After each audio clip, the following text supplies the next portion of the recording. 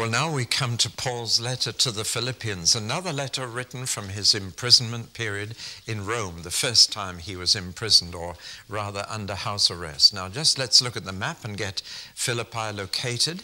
It's right up here.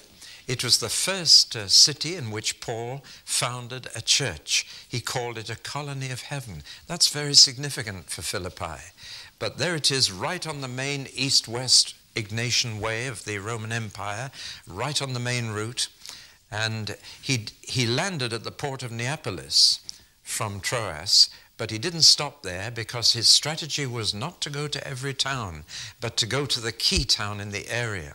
And we shall see in a moment why Philippi was such a key town. Well, let me tell you now, there is a range of mountains that runs right across the north of Greece, right here.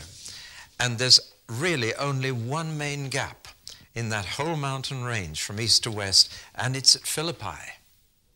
And so the main road runs just south of this range of mountains, but at Philippi there's a road runs through them to the rest of Europe. And so that really was the key city to get hold of. And that's why it was such a key city right through history. We're going to find that many great battles were fought at Philippi for that gap in the mountains between the northern part of Europe and Greece. Well, now let's start by looking at the city itself, or what remains of it, because it's in ruins now. There is a modern city, but it's well away from the ancient city. Here it is, with those mountains in the distance. Now, it's only a few years ago that an archaeologist found a tomb here which was full of the most amazing golden treasures. It was second only in its content to Tutankhamun's tomb in Egypt. But you've all heard of Tutankhamun, I'm sure.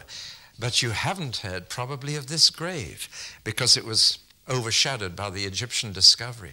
But it was the second only, and it was filled with golden treasures. It was a king's tomb. And it was the tomb of Philip, after whom the city Philippi is named. Now, Philip was the king of Macedonia, the northern part of Greece, but he had a son for whom he had very great ambition, and his son was called Alexander.